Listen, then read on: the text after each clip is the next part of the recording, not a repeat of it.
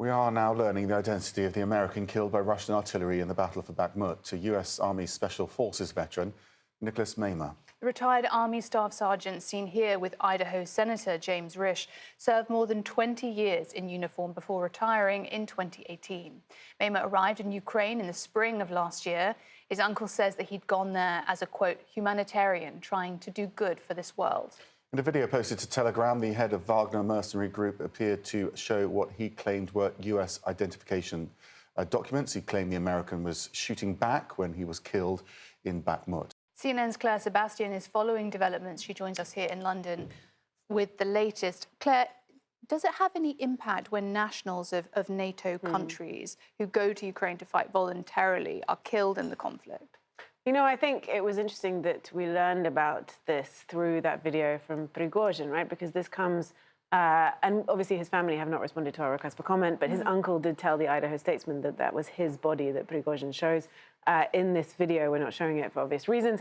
But he, you know, this comes after reports that Prigozhin has, you know, been having trouble in Bakhmut. Ukraine has been making slow and incremental advances. His Ukrainian commander last week accused his forces of running away faced with those advances. So his ability to go and sort of put on this show of viewing the body of an American killed there allows him to project strength, to project authority and superiority in a conflict, which we know, as you saw from that video, and by the way, we don't know if that video came from the Russian or Ukrainian side, is still very intense, very chaotic, street-by-street battles. I think it's striking to learn how this American citizen died. According to a friend of his who also runs a non-profit in Ukraine, he was in a building that was hit by a barrage of Russian artillery, and the building started to collapse.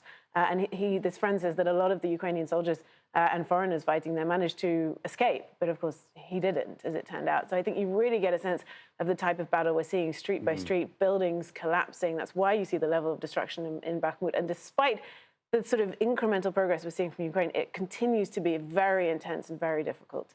Claire Sebastian, thank you. A top Ukrainian defense official claims their forces have liberated about 20 square kilometers of suburbs around Bakhmut from Russian fighters. CNN has not verified that, but observers think that Ukraine's gains in the region have been more modest. CNN's Nick Robertson spoke with several Ukrainian soldiers who have fought in the bitterly contested city. On Bakhmut's destroyed streets, 2 Ukrainian soldiers bolster flagging spirits with dark humour.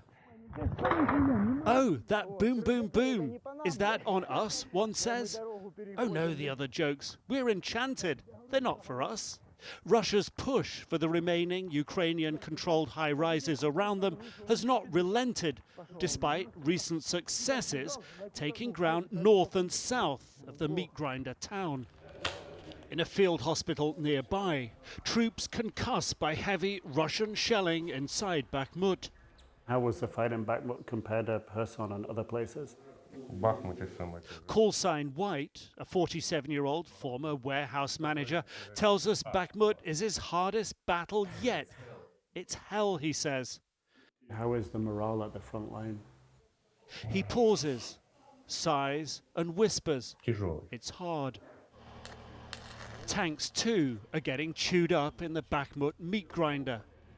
This Soviet-era T-72 blasted by shelling there. Repairs made in hedgerows because workshops are getting targeted. The shrapnel holes don't matter, this tank commander tells us. What's important is the engine and the reactive armour. Locations of repair hideaways like this one are a closely guarded secret. Once the counter-offensive begins, they will be even more vital to keep the military and its machines moving. In a combat bunker buried outside Bakhmut, troops have no idea when or where the big offensive will come.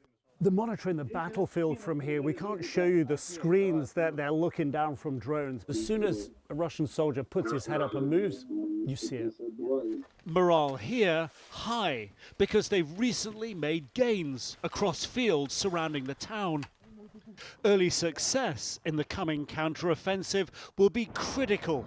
The lessons of Bakhmut, momentum and motivation is all.